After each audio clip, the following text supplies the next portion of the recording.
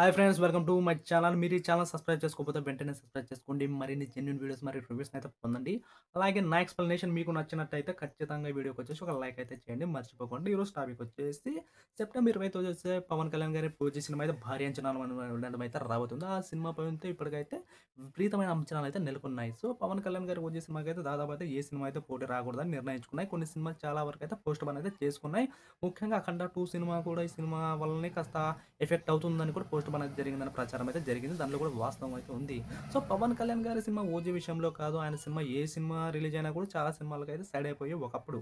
So, flash బ్యాక్‌లో వెళ్తే 2013 సంవత్సరంలో పవన్ కళ్యాణ్ గారు మరియు త్రివిక్రమ్ గారి కాంబినేషన్‌లో వస్తున్న 'దారిన దారి ముందు' మూవీపై అయితే విపరీతమైన అంచనాలు ఉండేవి. సో, ఆ సినిమాకైతే చాలా సినిమాలైతే పోటీ పడడానికైతే వెనుకంజ వేసి అదే టైంలోన మెగా ఫ్యామిలీ నుంచి 'ఎవడు' సినిమా 'రామ్ చరణ్' గారు, 'అల్లు అర్జున్' గారు కలిసి నటించిన సినిమా అయితే ఒకే డేట్‌లో అయితే రావడానికైతే సిద్ధమయ్యాయి. కానీ అప్పటికైతే 'ఎవడు' సినిమా మూవీ మేకర్స్ అయితే కాస్త టెన్షన్ అయితే పడ్డారు పవన్ కళ్యాణ్ గారి ఫ్యాన్స్ విషయంలో. సో, వాళ్ళైతే ఎక్స్‌ప్లనేషన్ అయితే ఇచ్చారు. మేము పవన్ కళ్యాణ్ గారికైతే కావాలని ఆ సినిమాకైతే పోటీ రావడం లేదు. సో, కొన్ని సిట్యుయేషన్‌లో ఆ డేట్‌ని వదులుకోకపోవడం వల్ల మేమైతే పోటీ పడుతున్నాం. కావాలంటే మీరు ఆ మూవీ చూడండి. పవన్ కళ్యాణ్ గారి మీద మాకైతే ఎంత గౌరవం, రెస్పెక్ట్ ఉన్నాయో మీకు తెలుస్తాయని వంశీ పైడిపల్లి గారైతే అనౌన్స్‌మెంట్ అయితే ఇచ్చేసారు డైరెక్ట్‌గా. ఎందుకంటే 'ఎవడు' మూవీస్‌లో అయితే పవన్ కళ్యాణ్ గారి 'గబ్బర్ సింగ్' మూవీకి సంబంధించి కొన్ని రెఫరెన్స్‌లయితే ఉన్నాయి. సో, ఆ విధంగా వాళ్ళైతే పవన్ కళ్యాణ్ గారితో పోటీల విషయంలో అయితే కాస్త టెన్షన్ పడ్డారు. కానీ ఆ తర్వాత సమైక్యాంధ్ర ఉద్యమం ఊపు పెరగడంతో ఇంకా 'ఎవడు' సినిమా అయితే వాయిదా వేయడం అయితే జరిగింది. ఇక 'సత్తారెడ్డి దారివీధి' మూవీ యొక్క పైరసీ రిలీజ్ కావడంతో గత్యంతరం లేని పరిస్థితిలో వాళ్ళైతే రిలీజ్ చేశారు. ఇండస్ట్రీ హిట్ కొట్టారు.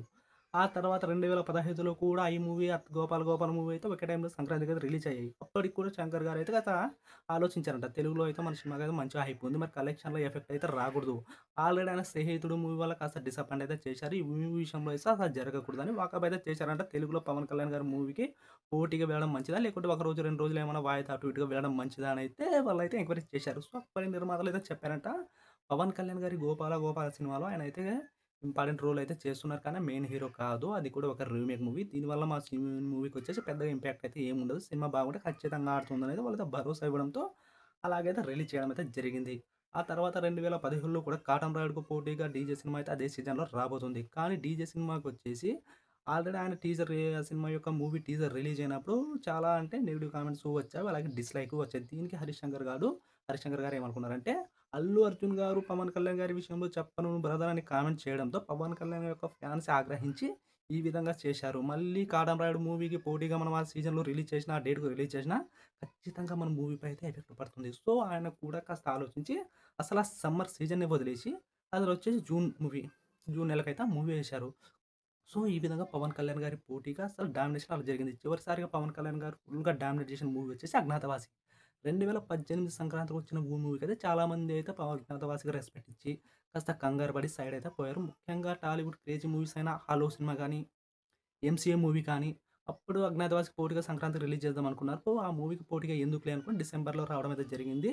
కానీ బాలకృష్ణ గారు ఒకరే కాస్త ప్రెస్టేజ్ ఫీల్ ఆ సినిమాకైతే పోటీగా అయితే రావడం జరిగింది. సో, అక్కడ 'అజ్ఞాతవాసి' సినిమా వచ్చేసి డిజాస్టర్ అయింది. సో, అక్కడ మూవీకొచ్చి పెద్ద ఎఫెక్ట్ అయితే పడలేదు.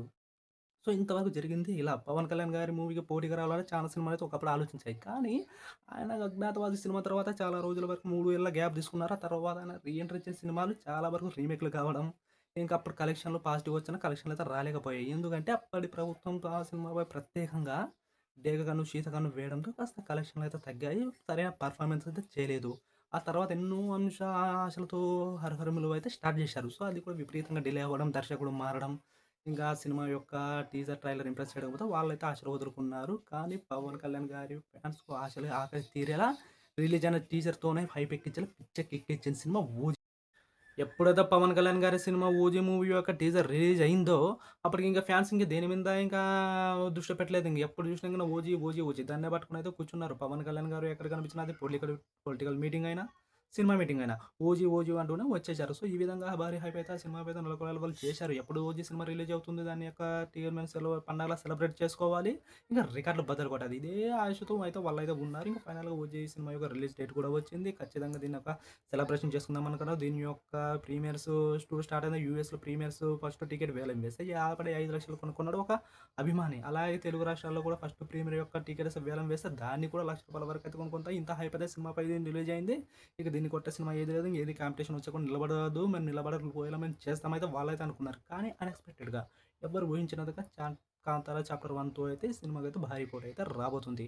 యాక్చువల్‌గా ఈ సినిమా వచ్చేసి హీరో రిషబ్ శెట్టి, పవన్ కళ్యాణ్ గారిని మనం పోలిస్తే రిషబ్ శెట్టి వచ్చేసి పవన్ కళ్యాణ్ గారి ముందయితే నథింగ్. ఆయన ఫాలోయింగ్ ముందు గాని, ఆయన అభిమానుల ముందు గాని, ఆయన మేనర్ ముందు గాని, ఆయన రికార్డుల పరంగా అయితే గాని ఏది మాత్రం సరితూగడు రిషబ్ శెట్టి. అయినప్పటికీ ఇది తీవ్రమైన పోటీ ఇస్తుంది. ఎందుకంటే ఆయన తీసుకొనొచ్చేది మూవీ అలాంటిదనమాట 'కాంతార చాప్టర్ 1'. ఈ మూవీ ఎట్లా ఉంది ఇప్పుడున్న పర్టిక్యులర్ సిట్యుయేషన్‌లో డివోషనల్ బేస్డ్‌గా ఏదైనా కమర్షియల్ సినిమా వస్తే భారీ స్థాయిలో అంటే పాన్ ఇండియా స్థాయిలో సంచలన విజయాలు సాధిస్తున్నాయి. 'కల్కి 2' గాని, 'మిరాయ్' గాని, 'హనుమాన్' గాని, 'కాంతార చాప్టర్ 1' కూడా యాక్చువల్‌గా 'కాంతార చాప్టర్ 1' వచ్చేసి పెద్దగా సినిమా అయితే ఏం బాగుండదు. దాంట్లో వచ్చేసి క్లైమాక్స్ ఇవి డివోషనల్ టచ్ చేసేస్తే అది రంగస్థలం కూడా కాపీ అయితే మనం అనుకుంటే రంగస్థలం అంతా మాస్ మూవీ కూడా కాదు. అలాంటిది అందులో సంచలన విజయం సాధించడానికి కారణం డివోషనల్ టచ్ ఉండడం. సో, ఇది కూడా ఖచ్చితంగా పాన్ ఇండియా స్థాయిలో భారీ విజయం అయితే సాధించబోతుందని దీనికైతే ప్రీ రిలీజ్ బిజినెస్ వచ్చేసి దాదాపు అయితే 100,00,00,000 వరకైతే జరిగింది. 100,00,00,000 అనేది చిన్న విషయం కాదు.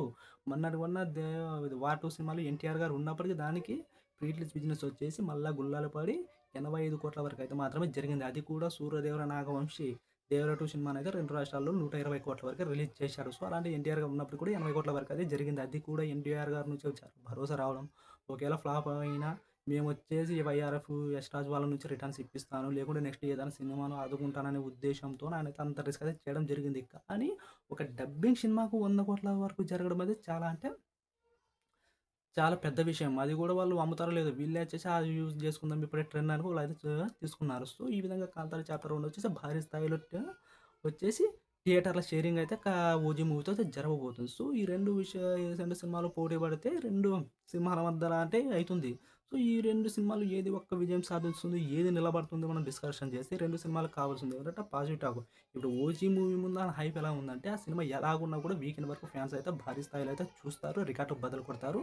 అది కూడా వీకెండ్ వరకు మాత్రమే. కానీ ఆ సినిమా లాంగ్ రన్‌లో నిలబడాలి అంటే ఖచ్చితంగా ఆ మూవీకొచ్చేసి బ్లాక్ బస్టర్ టాక్ అయితే రావాలి. అది సాధిస్తే 'కాంతార' నుంచి ఎంత పోటీ ఉన్నప్పటికీ మనం 'పవన్ కళ్యాణ్' గారి 'మేనై' అని ఆపడం అయితే అది ఎవరి వల్ల కాదు. ఒకవేళ 'పవన్ కళ్యాణ్' గారి మూవీ గత సినిమాల్లాగానే ఆ సినిమా కూడా ఫ్లాప్ టాక్ తెచ్చుకుంటే ఈ వీకెండ్ వరకు ఆ సినిమాకైతే ఎటువంటి ఢోకా లేదు.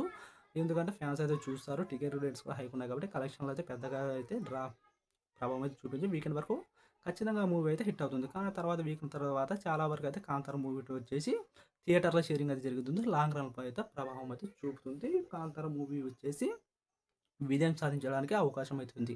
ఒకవేళ బ్లాక్ బస్టర్ టాక్ వచ్చిందనుకో 'పవన్ కళ్యాణ్' గారి యొక్క రికార్డులు అయితే ఊచకోతను ఆపడం అయితే ఎవరి తరం వల్ల కాదు. అది 'కాంతార' మూవీ అయినా కావచ్చు, 'కేజీఎఫ్' మూవీ అయినా కావచ్చు. సో, ఇప్పుడు కావాల్సింది 'పవన్ కళ్యాణ్' గారి మూవీకి పాజిటివ్ టాక్ అది బ్లాక్ బస్టర్ టాక్. సినిమా ఏమాత్రం యావరేజ్ ఉన్నా, పాజిటివ్ ఉన్నా ఫ్యాన్స్ వచ్చేసి బ్లాక్ బస్టర్ చేస్తారు. ఎందుకంటే తెలుగు ఆడియన్స్ వారు చాలా ఆకలి మీద ఉన్నారు. 'పవన్ కళ్యాణ్' గారి నుంచి చాలా ఏళ్ల తర్వాత ఒక ఒరిజినల్ మూవీ రావడం, 'పవన్ కళ్యాణ్' గారి ఈ సినిమా తర్వాత చాలా వరకు అయితే సినిమాలు చేయరు. ఒకవేళ చేసిన రీమేక్ సినిమాలయితే ఉండవు.